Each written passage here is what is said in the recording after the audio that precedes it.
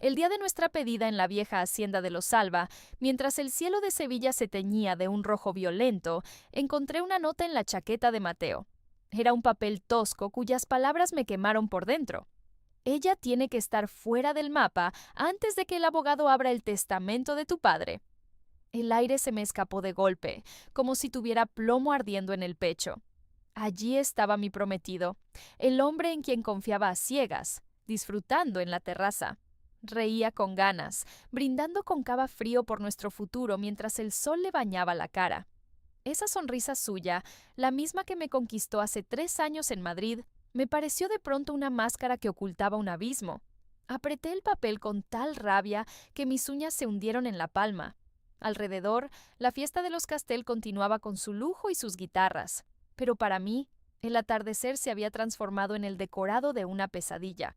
No podía dejar de mirarlo, sus hombros anchos, sus manos morenas que tanto me habían acariciado. Ella tiene que desaparecer. ¿Acaso hablaba de mí? ¿De Lucía, la huérfana a la que él rescató del dolor? En esta casa, yo era la única mujer que soñaba con un para siempre. El nudo que llevaba semanas ignorando terminó por estallar. Recordé las miradas extrañas de su primo Carlos, los cuchicheos del servicio en la finca de La Vega y el recelo de Mateo con su portátil. Qué ingenua fui al pensar que eran solo nervios por la boda o el estrés de los viñedos en Andalucía. Un frío glacial me recorrió las venas. Intenté controlar el temblor de mi cara, recordando que aquí en España la venganza se sirve fría, aunque yo ardiera de pavor. En ese momento, Mateo se giró y me guiñó un ojo con una naturalidad que me dio escalofríos. Lucía, amor, ¿qué haces ahí quieta? Me llamó con su voz profunda. Ven conmigo, mira qué locura de cielo. Jamás había visto la hacienda con una luz tan especial. Obligué a mis piernas a moverse, aunque cada paso sobre el mármol me retumbaba en las sienes. Me acerqué a él, ocultando la nota entre los pliegues de mi vestido, guardándome el secreto para mí sola. Me obligué a caminar, aunque el mármol bajo mis pies retumbaba en mis sienes como un tambor de guerra. Alcancé su lado ocultando aquel trozo de papel entre las telas de mi vestido. Tienes razón, Mateo, murmuré con una rigidez que apenas podía disimular. El atardecer de hoy es inquietante. Sentí su brazo rodeándome y un escalofrío me recorrió entera. Lo que antes era mi zona de confort, ahora me escocía como una marca de hierro. Al ver cómo la luz moría tras las sierras, una certeza me golpeó. Si no descubría la verdad antes del amanecer, quizá mañana yo no sería más que un recuerdo. Él me estrechó contra su pecho con una firmeza inusual. Pude sentir su corazón. Latía con una parsimonia aterradora. Me preguntaba cómo alguien capaz de llevar una condena en el bolsillo podía respirar con tanta calma. Su perfume a sándalo y cítricos, que antes olía a hogar, me asfixiaba ahora entre el aroma denso del galán de noche. Lucía, estás temblando, me susurró al oído, quemándome la piel. El viento del Guadalquivir es engañoso. Vamos dentro, que los invitados esperan el brindis. Sin fuerzas para hablar, lo seguí. Atravesamos los salones de la hacienda bajo la mirada severa de los retratos de los Castel. Entre maderas nobles y tapices antiguos, el eco de nuestros pasos sonaba a secreto.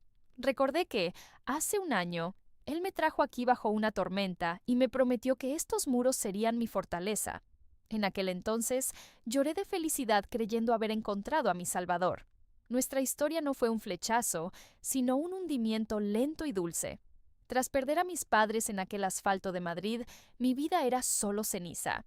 Mateo me rescató del abismo, devolviéndome el pulso entre los callejones del Albaicín y las leyendas de la vieja Sevilla. Él me enseñó a saborear la vida de nuevo, o eso creía yo hasta encontrar esa nota. Jamás olvidaré su primera declaración. Fue en el puente de Triana, con el reflejo de las luces sobre el río pareciendo un manto de diamantes. Me tomó las manos, libres aún de la carga de su linaje, y me prometió: Lucía de la Vega, voy a elevarte a la cima del mundo. Confía en mí. Y lo hice ciegamente, ignorando incluso las miradas de su primo Carlos, que me observaba como si fuera una pieza de subasta en lugar de una mujer. Al cruzar frente a un espejo dorado, la imagen me devolvió una mentira perfecta. La pareja ideal. Él rebosaba porte. Yo, de blanco, ocultaba un terror glacial. En ese instante, recordé su misterioso viaje a Cádiz de hace 6 meses. Regresó pálido, cortante. Al interrogarlo, su respuesta fue una advertencia. Hay deudas de los Castel que se pagan con sangre, Lucía. Creí que eran líos de herencia por la salud de don Alfonso en Madrid, pero la nota en mi puño decía otra cosa. Ella tiene que desaparecer. Al entrar en el salón, bajo una luz amarillenta y densa, Carlos nos esperaba. Sus ojos, gélidos como las rocas de Sierra Nevada, me recorrieron con malicia. Estás lívida, Lucía. Siseo con una dulzura venenosa. Espero que Mateo no te abrume con sus planes futuros. Mateo rió, pero sentí la tensión de sus dedos sobre mi hombro. Tiene toda la vida para asimilarlos, ¿verdad, amor? Replicó él. Sonreí. Fue el papel más amargo de mi existencia. Por supuesto, Mateo. Toda una vida. Supe que debía huir de allí, encerrarme y registrar cada rincón de su escritorio. Necesitaba entender si estas paredes me protegían del exterior o si el verdadero peligro era el hombre que compartía mi cama. La fiesta continuaba, pero el sonido de las guitarras me hería como metal contra vidrio. Sentía el escrutinio de la élite de Sevilla, que me veía como la huerfanita de Madrid con suerte. Ignoraban que en mi mano ocultaba una nota que ya sentía fundida a mi piel. «Necesito un momento a solas», le susurré a Mateo mientras me soltaba de sus brazos. Él cedió con recelo, dejando ver una sombra indescifrable en su mirada. «No te demores. Mi padre hablará desde la clínica en media hora por videollamada. Es algo crucial sobre el testamento». Al oír esa palabra, crucé el salón huyendo de aquel nudo de oro que parecía querer retenerme. Me encerré en el dormitorio, donde el silencio solo era roto por las cigarras del jardín. Al abrir el puño, encontré el papel empapado en sudor con su sentencia. Desaparecer antes de que abran el testamento. Mi mente voló a nuestro inicio, al romance del Guadalquivir. Él me rescató de la miseria en un piso vacío de Madrid, saldando mis deudas y llevándome a Andalucía. Recordé la ternura de nuestras noches en Córdoba, pero ahora las piezas encajaban de forma siniestra. ¿Por qué insistió tanto en gestionar mi herencia con su abogado, el señor Barros? ¿A qué venía ese interés por la caja fuerte de mi padre en Cádiz, cuya clave no lograba recordar? Con las manos temblando, me acerqué a su escritorio. Registré los cajones hasta que, en el tercero, bajo facturas de viñedos, hallé una carpeta de cuero. Contenía recortes de prensa de hace 3 décadas con titulares sobre la ruina y deshonra de los Castel tras la traición de un socio. En el margen, Mateo había escrito: «De la Vega pagará por todo. La sangre se me heló. Mi apellido, mi linaje. ¿Era mi padre el hombre que destruyó el imperio de los Castel? ¡Madre mía!». Ahogué un grito tras la palma de mi mano. De pronto, la llave giró. Cerré el cajón de un golpe y me refugié en el ventanal, fingiendo admirar la noche sevillana. Mateo apareció en el umbral.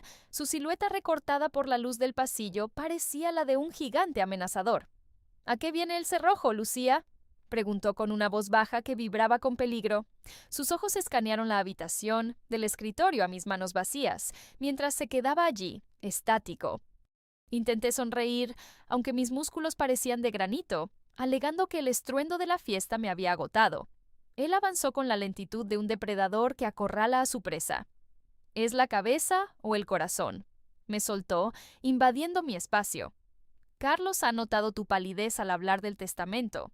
Me acarició la mejilla con dedos gélidos, prometiéndome que haría cualquier cosa por mi felicidad, incluso algo terrible.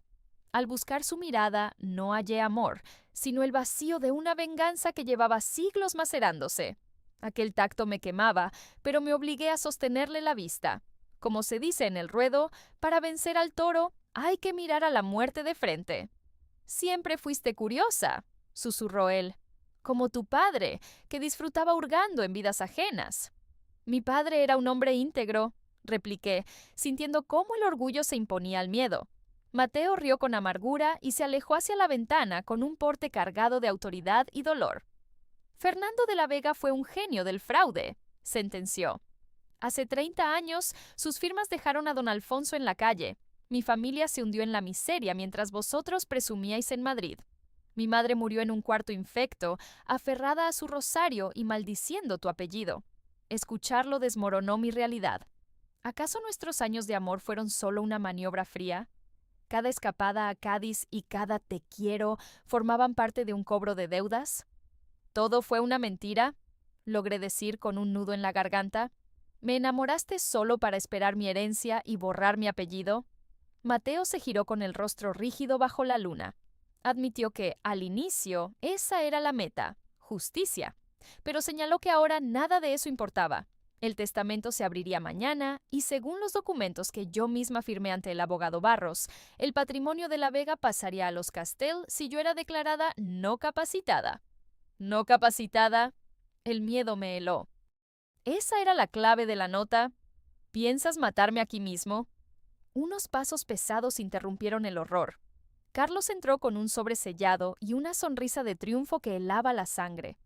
Anunció que Barros ya estaba allí, pero que don Alfonso, desde el hospital, había cambiado su voluntad. Exigía mi presencia para abrir la caja fuerte. La tensión entre los primos estalló. Mateo le ordenó esperar abajo, pero Carlos avanzó desafiante, recordándole los 30 años de espera y cuestionando si mi perfume le había ablandado el juicio. Mateo me observó como si fuera una extraña. En sus ojos luchaban el vengador y el hombre que una vez prometió protegerme. «Baja al coche, Lucía», ordenó en un susurro gélido. No es una petición. Ese tono fue el golpe definitivo. Ya no era su prometida, sino su propiedad. El romance del Guadalquivir se había esfumado, dejando paso a una corrida donde yo era el toro sentenciado. Pero, como ocurre en el ruedo, hasta el animal herido pelea hasta el último aliento. El Mercedes de Mateo cortaba la noche andaluza a toda velocidad. El habitáculo apestaba a cuero y a una furia contenida que me helaba la sangre. Mientras Mateo aferraba el volante con los nudillos blancos, sentía tras de mí la mirada pegajosa y triunfal de Carlos.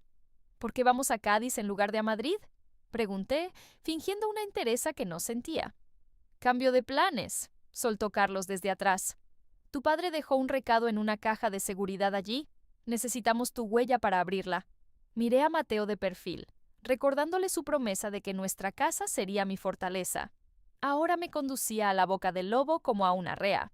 Él se mantuvo mudo, con el rostro tallado en granito, negándome hasta el derecho a una explicación. Su silencio dolía más que un grito. Era la anulación total de mi persona. «Ella tiene que desaparecer», recordé. ¿Qué seguía tras cobrar la herencia? ¿Un accidente en el mar o un barranco oportuno? «Basta de dramas», sentenció Mateo con voz árida. «Solo recuperamos lo que es nuestro. Tu padre nos robó el dinero y el nombre. Pongo las cosas en su sitio». «¿Al precio de mi vida?», susurré.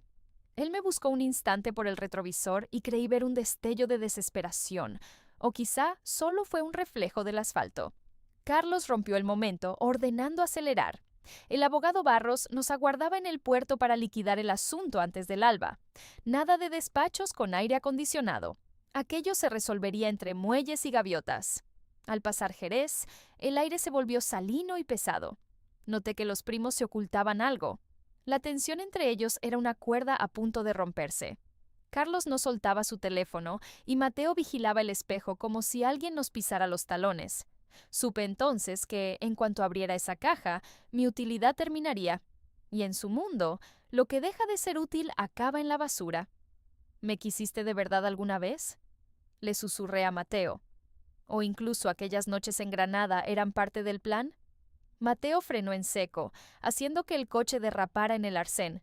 Se encaró conmigo, su rostro a milímetros del mío. «El amor fue un lujo prohibido por culpa de tu padre, Lucía. Pero no pienses que dejaré que Carlos te toque. Ni un pelo». «No pierdas el tiempo con cursilerías», interrumpió Carlos desde atrás, mientras algo metálico brillaba en su mano. «Lucía va a pasar por el aro porque tengo algo más». Extendió un papel amarillento. Reconocí al instante la letra imponente de mi padre, Fernando de la Vega. «Alfonso, me llevo lo que no supiste cuidar. Tu mujer se viene conmigo». El mundo se me vino abajo. Mateo miraba la nota con un odio visceral. En ese momento entendí que no peleábamos por viñedos, sino por una ofensa al honor que marcó su estirpe. «Tu padre no solo nos arruinó», siseó Carlos. «Se llevó a la madre de Mateo y la abandonó a su suerte cuando se cansó de ella». Mateo creció con ese rencor bajo la almohada. «¡Es mentira!», grité, aunque la duda empezaba a corroerme. «Mis padres eran inseparables». «Tu madre fue la segunda», sentenció Mateo con una amargura que asfixiaba. La primera era la mía, y se esfumó en Cádiz hace 30 años. Tu padre fue un ladrón de almas. Mateo aceleró con furia hacia la zona industrial del puerto. Entre grúas que parecían esqueletos bajo la luna y un aire cargado de óxido y sal, el miedo se volvió físico. Si la herencia estaba en Madrid, ¿qué ocultaba este muelle? Si solo querías vengarte, le dije entre lágrimas, ¿por qué no me hundiste en un juzgado de Madrid? ¿Para qué fingir 3 años de amor? En esa caja no hay dinero, sentenció Mateo mientras se enfilaba hacia un atraque desolado donde cabeceaba una lancha panameña. Hay una confesión de tu padre y la prueba de que mi madre aún vive. Aquello me dejó atónita. Si ella respiraba, la historia de su muerte en la miseria era una falacia de don Alfonso. Pero entonces, ¿quién me dejó la nota advirtiendo que ella debía desaparecer? Frenamos al borde del hormigón, frente al rugido de las olas. De la penumbra surgió el abogado Barros, escoltado por 2 tipos que de juristas no tenían nada. Uno de ellos lucía una funda de pistola bajo el brazo. «Mateo, detente», le supliqué agarrándole del brazo. «Mira a Barros. Esto no es un testamento, es una emboscada». Él vaciló un instante, pero Carlos ya me estaba hincando el cañón de su arma en el hombro al abrir la puerta. Nos ordenó bajar, sentenciando que era hora de descubrir quién sobraba en esta historia. El viento, con su rancio olor a gasoil, me golpeó con fuerza. Barros aguardaba bajo una farola mortecina, proyectando una sombra alargada y oscura. Mateo descendió con movimientos mecánicos. Ya no era el galán de Sevilla, sino un hombre acorralado por sus fantasmas. «¿Dónde está ella, Barros?», exigió Mateo sobre el estruendo del mar. «Prometiste que mi padre la ocultó aquí 3 décadas». El abogado se ajustó las gafas con una mueca gélida, desprovista de cualquier empatía. «Don Alfonso fue un estratega brillante», soltó Barros, retrocediendo hacia sus hombres. «Usó el odio hacia los de la Vega como el motor para traerte hasta aquí. Pero tu madre no está en esa caja. Solo hay documentos para transferir todos los activos de los Castel a tu primo».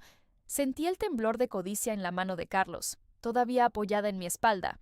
Mateo se abalanzó hacia el abogado, pero el cañón de un automático lo frenó en seco.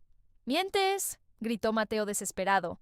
«Me mostraste las facturas de la clínica suiza». «Facturas que Carlos pagaba de su bolsillo», sentenció Barros con una calma repugnante.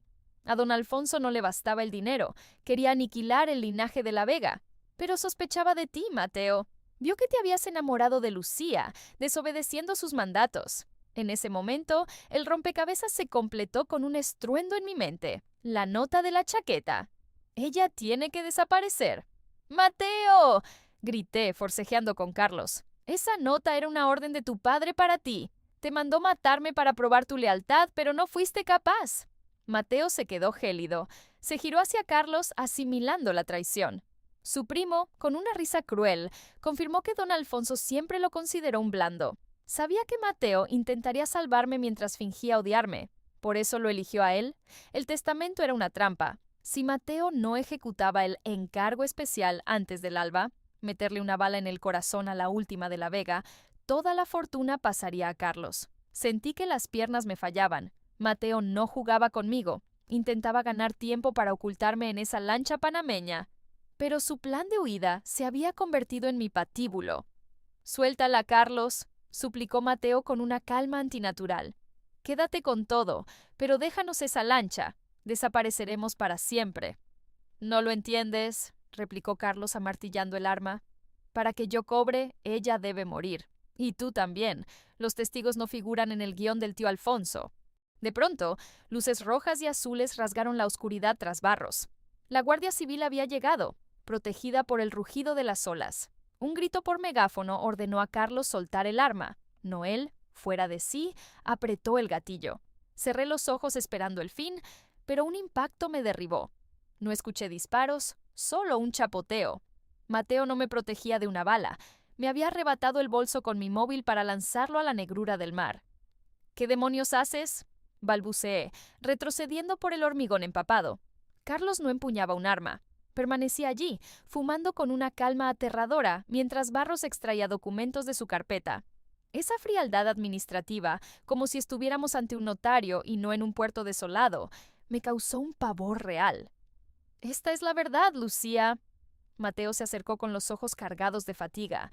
Mi padre agoniza y odia a los tuyos, pero es un empresario, no un asesino. Me sujetó por los hombros con manos gélidas. La nota de desaparecer no se refería a tu vida, sino a tu existencia legal. Al firmar esto, Lucía de la Vega deja de ser dueña de nada. Recibirás un billete a Argentina y fondos para una vida discreta, pero jamás podrás regresar a España ni reclamar tu herencia. ¿Y si me niego? Interrogué, desafiando a Carlos. Él soltó el humo y rió con desprecio. Me amenazó con hundir la memoria de mi padre, revelando cómo robó a sus jornaleros hace una década. Me aseguró que tenían pruebas para arrastrar el nombre de los de la Vega por el fango de toda Andalucía. Miré a Mateo, mi ideal roto. Le pregunté si llevaba 3 años recopilando basura sobre mi familia mientras compartíamos lecho. Su silencio fue la confesión más ruidosa. Debía salvar mi patrimonio, Lucía. Nuestra casa estaba hipotecada y mi padre solo respiraba venganza. Planeé casarme contigo y controlar el negocio sin que supieras nada. Habrías sido feliz en tu ignorancia. ¿Feliz en una jaula de mentiras? Sentí el crujido final de mi interior. No era un drama de acción, era el colapso de mi identidad. El hombre que amaba resultó ser el auditor de mi ruina. No buscaba mi muerte, sino mi liquidación como si yo fuera una sociedad mercantil. «Firma», insistió Mateo con voz trémula, ofreciéndome el bolígrafo. «Es el único modo de salvar los muebles para ambos. Carlos no se marchará sin tu rúbrica. Si no son los papeles, será el escándalo». Tomé la pluma con dedos entumecidos. Bajo la indiferencia del mar, mi gran amor me exigía traicionar a mi padre para proteger su capital. Comprendí entonces que la peor traición no es una bala, sino que te obliguen a elegir tu propia forma de destrucción bajo el disfraz de la protección. Observé a Mateo por última vez. Sus ojos suplicantes buscaban que yo aliviara su conciencia aceptando aquella paz humillante. ¿Sabes qué es lo más amargo, Mateo?, susurré rozando el papel. No es el pasado de mi padre. Es que, hasta este último segundo, esperaba que todo fuera una broma macabra. Apreté el bolígrafo y firmé con lentitud.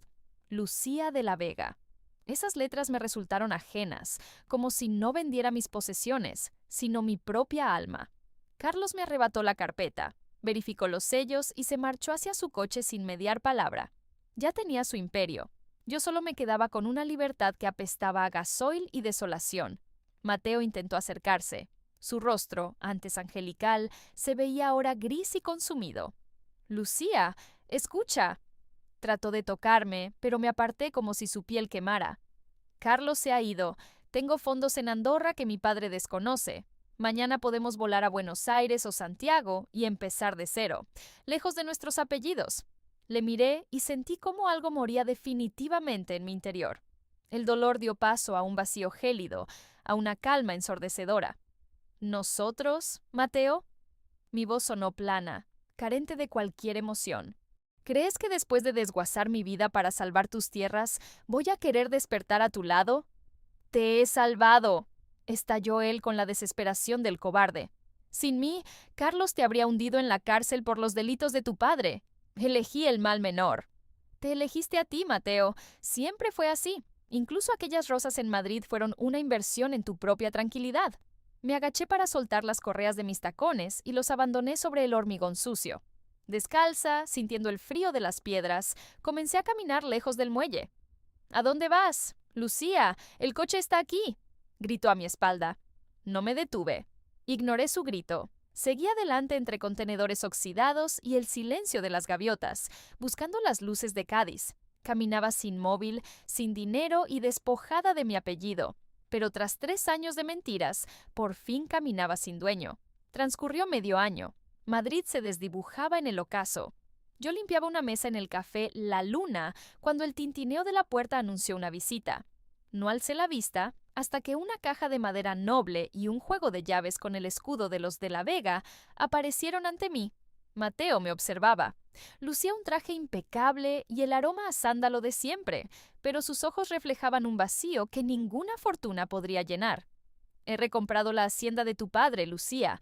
Ya es tuya otra vez. Están reformándola. Te suplico que regreses». Contemplé las llaves. Tiempo atrás habría sido mi mayor deseo. Ahora solo eran metal frío. Las tomé con calma, caminé hacia la caja y las arrojé en un bote de plástico destinado a donaciones para animales abandonados. Mateo palideció, con los labios trémulos por la sorpresa. ¿Ni una palabra? ¿Después de todo el esfuerzo para saldar mi deuda contigo? Preguntó herido. Me ajusté el delantal y le sostuve la mirada con una indiferencia absoluta. Su café cuesta 3 euros, caballero. Pague y retírese. En este local no despachamos redenciones. Permaneció inmóvil, procesando el destino de sus llaves en el bote de limosnas. Finalmente, dejó un billete y se marchó en silencio. En cuanto la puerta se cerró, tomé mi bayeta y continué con mi tarea. Él comprendió que me amaba justo en el instante en que le cerré la puerta. Para siempre.